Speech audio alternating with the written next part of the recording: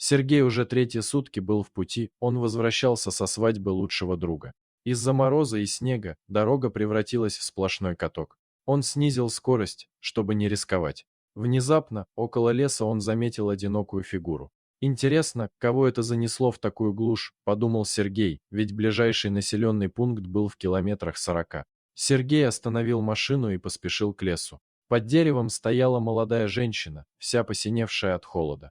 «Ты как тут оказалась?» — спросил Сергей, но та ничего не ответила, и только что то пробормотала дрожащими губами. «Пошли, я отвезу тебя домой», — сказал Сергей. Девушка послушно встала и пошла за ним.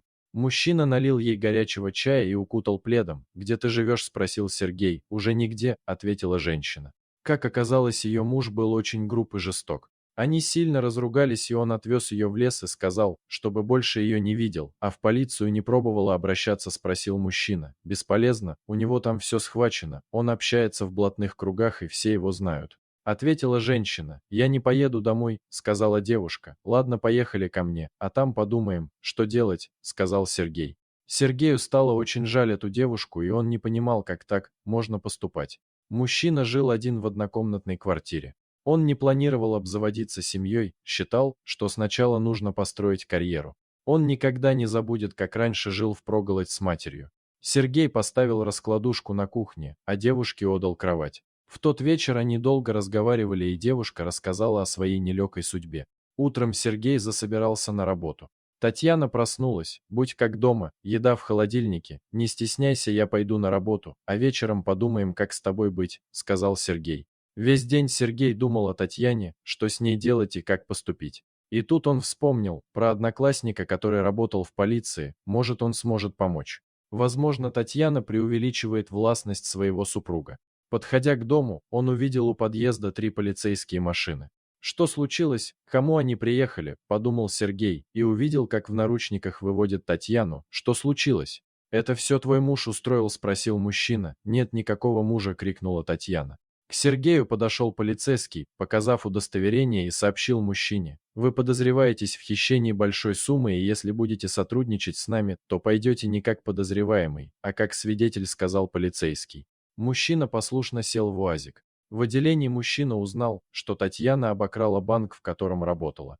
Ее искали по всему городу, пока она не позвонила родителям, и ее без труда вычислили. «Скажите, это вы ее надоразумели на такой поступок?» «Где вы прячете деньги? Мы обыскали всю квартиру», — сказал полицейский. «У меня нет никаких денег. Я вчера ее нашел в лесу, и при ней не было никаких денег». «Запись с видеорегистратора подтвердит мои слова», — сказал Сергей. Через несколько часов мужчину отпустили под подписку о невыезде. Сергей пребывал в состоянии шока, убираясь в квартире после обыска. Парень не верил в то, что Татьяна могла украсть деньги.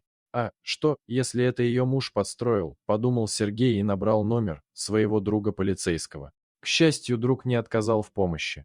И через час они сидели на кухне, пили чай и обсуждали случившееся. «Я не думал, что ты будешь замешан в этой истории. Дело известное, вся полиция стояла на ушах. У Татьяны есть 5-летний сын, она мать-одиночка, и недавно ему поставили неутешительный диагноз, нужно было дорогостоящее лечение. Татьяна долго бегала по разным фондам, но результата не получала. Потом она решила обратиться к руководству банка, чтобы взять кредит, но и там ей отказали.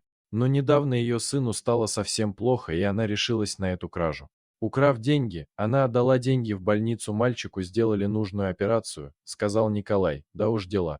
«А что она делала в лесу?» — спросил Сергей. «Говорит, что была в состоянии аффекта», — ответил Николай. «Как я могу помочь ей? Ведь у нее маленький ребенок», — спросил Сергей. «Ну, во-первых, нужно нанять хорошего адвоката, и в идеале было бы вернуть украденную сумму. Может, банк пойдет навстречу и отзовет заявление. Адвоката я найму. А вот где деньги взять?» — думал Сергей.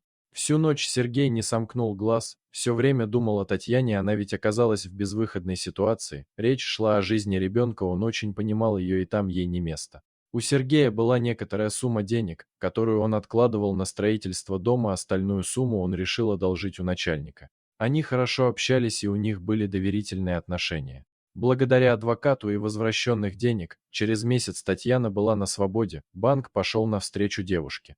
Сергей встретил Татьяну. «Ты прости меня, что я не рассказала тебе всю правду. Спасибо большое за все, что ты сделал. Я до конца жизни в неоплатном долгу перед тобой. Как мой сын сказала и заплакала девушка, идет на поправку, я вчера к нему заезжал. Перестань, ты ничего мне не должна, на кону стояла жизнь ребенка, ответил Сергей. Прошло 1,5 года, сегодня Татьяна выходила замуж за самого любимого и надежного человека. Мама, там дядя Сережа приехал на лимузине, радостно закричал Кирюша. Татьяна и не могла поверить, что тогда замерзающая в лесу встретит там своего спутника жизни. Дорогие зрители, подписывайтесь на канал, ставьте лайки, пишите комментарии, до новых встреч.